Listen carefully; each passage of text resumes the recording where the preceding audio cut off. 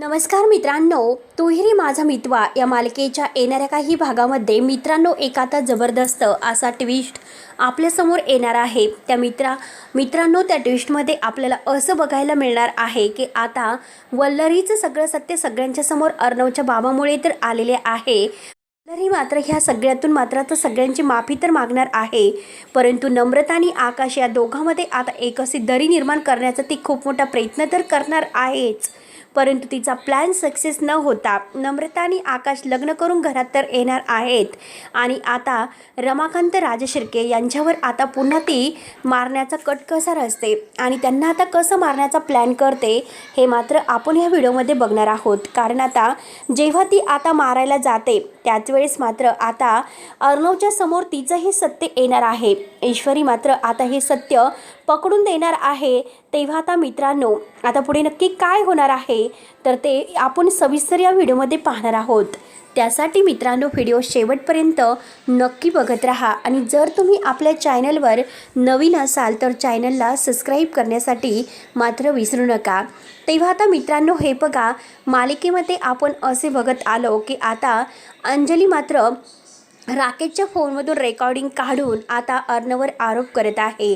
राकेशने एक खूप अशी भयानक चाल खेळलेली आहे की ज्या दिवशी त्याला आता आपला स्वतःचा अपघात झालेला आहे असं दाखवायचं होतं त्या दिवशी तो अर्णवकडे गाडी मागण्यासाठी आलेला असतो आणि आता त्याने ही गाडी म्हणजे मुद्दाम अर्णवकडे मागितलेली असते, कारण अंजलीसमोर नक्की आता हे रेकॉर्ड येईल आणि अंजली नक्की आता चिंटूवर आणखीनच रागवेल, त्यांच्या दोघांमध्ये वाद होतील आणि आता माझा अपघात त्या दोघांनीच केलेला आहे असं मात्र आता तिच्या समोर येईल। यासाठी त्याचा हा सर्व प्लॅनिंग त्याने तयार केलेला आहे। आता जे काही तो करतो, जे काही तो वागतो हे सर्व नाटक आहे आणि आता ईश्वरीने अर्णव त्याचं हे नाटक अगदी अंजली समोर आणण्यासाठी खूप प्रयत्न करत आहे, परंतु त्याला असं वाटतं की आता काही झालं तरी अंजली आपल्यावर विश्वास ठेवूनच आहे आणि याच गोष्टीचा फायदा आपल्याला घ्यायचा आहे, कारण त्याला अर्णव आणि ईश्वरी या दोघांना घराच्या बाहेर काढण्यासाठी त्याचं हे नाटक सुरू असतं। आता त्याने काही आपल्याला आठवत नाही, अंजली समोर एक खूप मोठं नाटक केलेलं आहे। पण आता मित्रांनो काय होणार आहे तर जेव्हा आता अंजलीने हा फोन चालू केलेला असतो परंतु त्या फोनवर मात्र आता रियाचा कॉल येतो आणि हा फोन अंजलीकडे असल्या कारणाने मात्र आता जेव्हा अंजली हा फोन उचलते तेव्हा आता रियाला असं वाटतं की राजेशच आहे।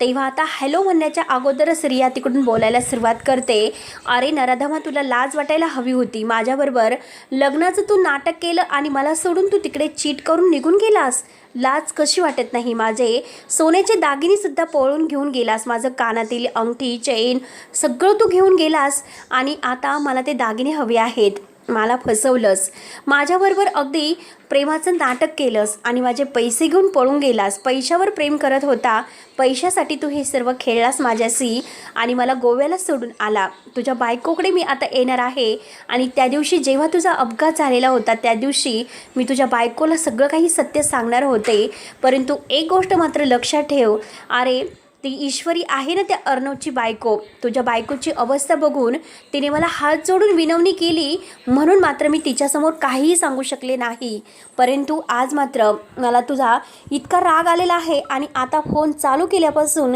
एक कॉलसुद्धा तुम्हाला केलेला नाही, मी तुला आता सोडणार नाही, मी आता येणार, मी काही झालं तरी त्या अर्णव आणि ईश्वरीचं ऐकणार नाही, कारण आज मात्र तुझी ही खरी वेळ आहे जी काही तुझ्या बायकोसमोर सत्य येण्याची। आता हे सगळं काही मात्र अंजलीला समजलेलं आहे। अंजली आता विचार करते की नक्की ही बाई कोण बोलत आहे आणि हे असं का बोलते राजेशबद्दल, मला काही कळत नाही। त्यावरती मात्र अंजलीला फार मोठा धक्का बसतो। अंजली विचारते की नक्की म्हणजे तुम्ही असं का बोलतात, काय झालेलं आहे। त्यावरती मात्र आता लगेच अंजलीला चक्कर यायला सुरुवात होते। तेव्हा रिया म्हणते की तुम्ही नक्की कोण बोलतात। तेव्हा आता अंजली म्हणते की मी अंजली बोलत आहे आणि तुम्ही नक्की कुणाबद्दल बोलतात, तर आता रिया म्हणते की मी राकेशबद्दल बोलते, कारण त्या दिवशीच मी येणार होते परंतु आता त्या दिवशी मी येऊ शकले नाही, कारण हे बघा त्या दिवशी मी हॉस्पिटलला आल्यानंतर मला अर्णव आणि ईश्वरी या दोघांनी अडवले आणि तुमची अवस्था जी झाली होती, तुम्हाला प्रेग्नेन्सीच्या कळा सुरू होत्या, त्यामुळे मात्र मी तुमच्यासमोर येऊ शकले नाही. मला आता ईश्वरीनेच वाचवलं, म्हणजे ईश्वरीनेच आता हे सर्व करण्यासाठी सांगितले होते की आता तुम्ही प्लीज आमच्या ताईसाठी तरी समोर येऊ नका, म्हणून मी तुमच्यासमोर आले नाही. परंतु आज किती काही झालं तरी ईश्वरी आणि अर्णवमुळे मी शांत बसले होते, पण आज नाही बसू शकत, कारण त्या राकेशने मला फसवलेलं आहे. माझे दागिने घेऊन तो पळून गेलेला आहे, मी त्याला नाही सोडणार. असं म्हटल्यानंतर आता अंजलीला फार मोठा धक्का बसतो. अंजली म्हणते की नक्की हे काय आहे आणि नक्की म्हणजे राजेश असं काही करू शकतात, आपली काहीतरी चूक होते का राजेशला ओळखण्यात, म्हणजे राजेशचं दुसरं लग्न झालेलं आहे आणि आपण त्यांना काहीतरी म्हणजे चुकीचं समजतो की काय. तेव्हा लगेच रिया म्हणते की नाही, तुमचा काही गैरसमज झालेला नाही, कारण तुमचा नवरा आहे ना, तर तो तुम्हाला फसवतोय आणि तुमचा नवरा फसून मात्र तुमच्याशी इतके गुलछारे उडवतो. तुमचे जे काही बहीण आणि वहिनी आहे तर ते खरंच खूप चांगले आहेत आणि तुम्ही आज त्यांच्या भावनांशी खेळतात. हे बघा, जे काही आहे तर ते आहे. त्यानंतर आता इकडे अंजलीला तर धक्काच बसलेला असतो. अंजली खूप टेन्शनमध्ये येते. अंजलीला काही कळत नसतं की काय करावं आणि काय नाही. परंतु आता इकडे ईश्वरीने आता अर्णवच्या बाबांना घरी आणलेला आहे आणि सर्व सत्याचा उलगडा झालेला आहे. तेव्हा अर्णव मात्र हा मामीवर खूपच चिडलेला असतो आणि मामीवर चिडून मात्र आता तो मामीशी एकही शब्द बोलायला तयारच नसतो. आणि आता नम्रता आणि आकाश यांचं लग्नसुद्धा लांबणीवर गेलेलं आहे, कारण सुप्रिया मात्र आता नम्रताचं लग्न आकाशशी करून द्यायला तयार नसते. ईश्वरी समजवण्याचा इतका प्रयत्न करत आहे, पण तरीसुद्धा मात्र आता नम्रता म्हणजे सुप्रिया ऐकायला तयार नसते, कारण वल्लरीने जे पाप केलेलं आहे तर ते नम्रताला भोगायला येऊ नये यासाठी मात्र आता वल्लरी शांत असते. कारण आज जे काही झालेलं आहे तर ते केवळ ह्या वल्लरीमुळे असं झालेलं आहे. आज अर्णव आणि ईश्वरी म्हणजे अंजली हे पोरके झालेले आहेत, तर ते केवळ आणि केवळ मात्र ह्या वल्लरीने केलेल्या पापामुळे. अर्णव खूपच भडकलेला असतो, कारण आता घरातील मोलकरीण बनून मात्र वल्लरीला हे सर्व काम करायला तिची शिक्षा तिला दिलेली असते, कारण अविनाश मामासुद्धा आता तिच्याशी असणारे सगळे काही संबंध तोडून टाकतो आणि घरातील काम करण्याची लायकी तुझी आहे असं म्हणत असतो. तेव्हा वल्लरीला चक्क आता घरातील धुणी भांडी करण्याचं काम आलेलं आहे, पण तरीसुद्धा आता तिला असं वाटतं की आता ह्या प्रॉपर्टीची मालकीण होण्याऐवजी आपल्याला घरातील मोलकरीण व्हावे लागले, पण मी नाही सोडणार. या रमाकांतला मात्र आता मी अगदी म्हणजे मारल्याशिवाय नाही राहणार, म्हणून ती आता रमाकांत झोपलेला असतो आणि रमाकांत झोपलेला असताना मात्र आता म्हणजे त्याच्या रूममध्ये अगदी घुसते आणि रूममध्ये घुसून त्याला मारण्याचा जो काही प्रयत्न करते आणि त्याच वेळेस ते अर्णव आणि ईश्वरी येतात. अर्णव आणि ईश्वरी आल्या क्षणी मात्र आता मामीवर खूपच ओरडतात. मामी खूपच घाबरते. मामी म्हणते की अरे हे बघ, मी इथे काहीतरी काम होतं तर ते काम करण्यासाठी आले होते. त्यावर तेव्हा अर्णव म्हणतो की मामी, अगं तुला लाज वाटायला हवी खोटं बोलताने, काय बोलतेस तू? अगं हे बघ, आज मात्र तू माझ्या वडिलांच्या जीवावर उठलीस. माझ्या म्हणजे एक ते त्यांचा काही अगदी चूक नसताना त्यांना खूप काही भोगावं लागलं, घरापासून इतके दिवस लांब राहावं लागलं आणि माझ्या आईच्या आत्महत्येला प्रवृत्त करणारी तूच बाई आहे आणि तूच मला हे सर्व करण्यासाठी सांगितले. काय गरज होती आमच्या सुखी संसाराला अशी तुला नजर लावण्याची? जे काही तू केलेस आहेत ना ते मात्र मी कधीही विसरू शकत नाही. त्यामुळे मामी, एका आईप्रमाणे मी तुला अगदी खरंच मानलं होतं, पण आज नाही. आज किती काही झालं तरी शेवटी मात्र मी कधीही हे विसरू शकत नाही.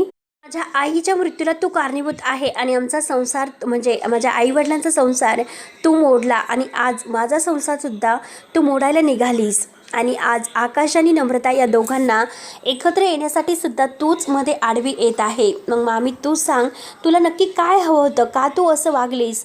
आणि तेव्हा आता मामी म्हणते की मी प्रॉपर्टीसाठी हे सर्व वागलेस, मला प्रॉपर्टी हवी होती. तेव्हा अर्णव म्हणतो की तुला प्रॉपर्टीच हवी होती ना? मग प्रॉपर्टी हवी होती तर मात्र तुम्हाला म्हणायचं होतं, पण असं वागायला नको होतं. तेव्हा आजी म्हणते की अरे चिंटू, तुला काय माहिती आहे, कारण ही वल्लरी पहिल्यापासून कायम असेच वागते. सात्विका आणि आता रमाकांत या दोघांचा संसार तिच्या डोळ्यामध्ये खुपत होता आणि तुमच्याबरोबर जे काही तिने आईचं प्रेम करण्याचं नाटक केलेलं आहे तर त्याला मात्र अगदी ती कारणीभूत म्हणजे आहेच. कारण तिने मात्र तुमच्या आईकडून जे काही सोन्याचे दागिने घेतले होते आणि त्या सोन्याचे दागिने देऊन आज तुम्ही जे काही आहात स्वतःच्या पायावर उभा, तुमच्या आईच्या असणाऱ्या दागिनेमुळे. कारण ह्या मामीने काही केलेलं नाही आत्तापर्यंत, फक्त आणि फक्त तिने फक्त ते दागिनेसुद्धा स्वतःकडे ठेवले आणि तुमच्याबरोबर अगदी प्रेमाचं नाटक केलं. कारण ही कधीही अगदी कुणावर प्रेम करणारी नव्हती. जे काही आहे ते सगळं हिचं खोटं प्रेमाचं नाटक होतं. हिने कधीही कुणावर प्रेमच केलेलं नाही.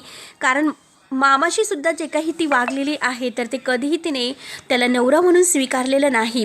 त्यामुळे आज मला हिची लाज वाटते. कारण ही जी काही वागली आहे तर तिला कधीही त्या चुकीला तिच्या माफी नाही. वल्लरी माफी मागण्याचं नाटक करत असते. अर्णव म्हणतो की हे बघ, काही झालं तरी मी तुला कधीही माफ नाही करू शकत.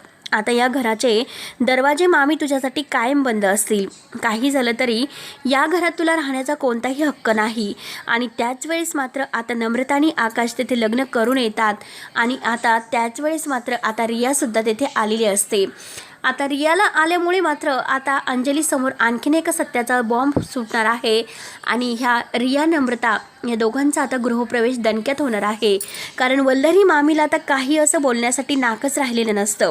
पूर्णपणे वल्लरी कोलमडून गेलेली असते. शेवटी माफी मागण्याशिवाय तिच्याकडे कोणता पर्यायच राहिलेला नसतो. तेव्हा आता मित्रांनो, पुढे नक्की काय होतं आणि आता अंजली आता अर्णव ईश्वरीची माफी कशी मागते आणि रमाकांतमुळे मात्र आता या घरामध्ये पुन्हा आनंद आणि वैभव कसं येतं. कारण आज मामी मात्र रमाकांतच्या जीवावर उठली होती, परंतु रमाकांतने मात्र एक सनकणी वल्लरीच्या कानामागे ठेवून दिलेली असते. कारण वल्लरीने जे काही केलेलं आहे तर ते माफी मागण्याच्या लायकीचं नाही, ते एक गुन्हा आहे. कारण पुन्हा मात्र तिने रमाकांतला मारण्याचा प्रयत्न केलेला असतो आणि ते सगळं काही अर्णव ईश्वरीसमोर येऊन आता त्यांनी मामीला चांगला धडा शिकवला असतो. तर असे डेली अपडेट्स पाहण्यासाठी आपल्या चॅनलवर नक्की सबस्क्राईब करत राहा. धन्यवाद.